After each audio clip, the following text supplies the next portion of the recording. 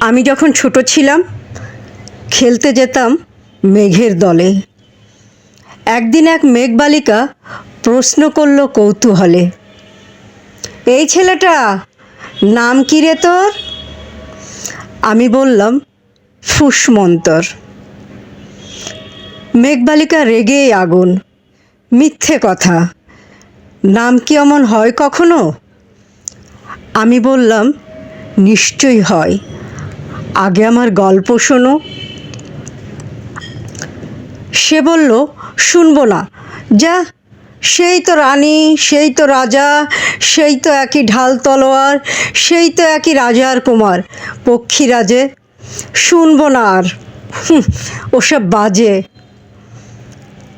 আমি বললাম তোমার জন্য নতুন করে লিখব। সে বলল সত্যিই লিখবি? বেশ, তাহলে মস্ত করে লিখতে হবে, মনে থাকবে, লিখেই কিন্তু আমায় দিবি। আমি বললাম তোমার জন্য লিখতে পারি এক পৃথিবী।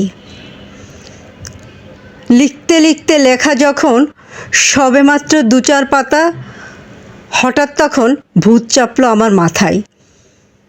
খুঁজতে খুঁজতে চলে গেলাম ছোটবেলার মেঘের মাঠে। গিয়েই দেখি চেনা মুখ তো একটিও নাই এই তল্লাটে। একজনকে মনে হলো ওরই মধ্যে অন্যরকম। এগিয়ে গিয়ে বলেই তাকে, তুমি কি সেই মেঘবালিকা? তুমিই কি সেই? সে বলেছে মনে তো নেই, আমারও সব মনে তো নেই। আমি বললাম তুমি আমায় লেখার কথা বলেছিলে। সে বলল সঙ্গে আছে, ভাসিয়ে দাও গায়ের ঝিলে। আর হ্যাঁ শোনো, এখন আমি মেঘ নই আর, সবাই এখন বৃষ্টি বলে ডাকে আমায়। বলেই হঠাৎ এক পশলায় চুল থেকে নখ আমার পুরো ভিজিয়ে দিল। অন্য অন্য বৃষ্টি বাদল সঙ্গে নিয়ে মিলিয়ে গেল খরস্রোতায়, মিলিয়ে গেল দূরে কোথায়, দূরে দূরে কোথায়। বৃষ্টি বলে ডাকে আমায়, বৃষ্টি বলে ডাকে আমায়। আপন মনে বলতে বলতে আমি কেবল বসে রইলাম ভিজে একসা কাপড় জামায়।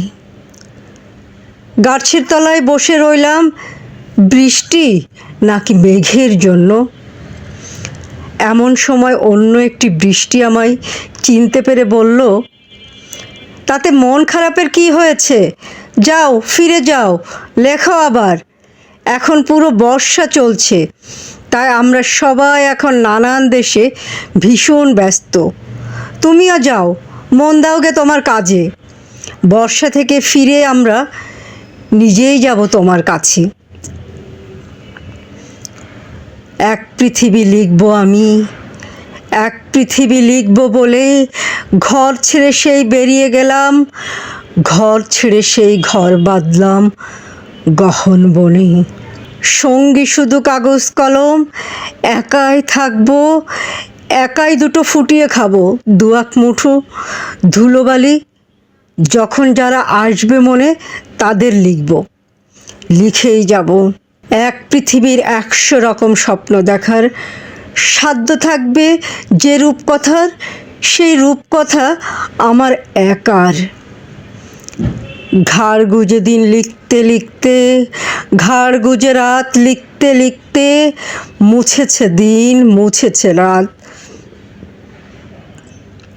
যখন আমার লেখবার হাত অসাড় হলো, মনে পড়ল সাল কি তারিখ, বছর কি মাস, শেষে হিসেব আর ধরিনি।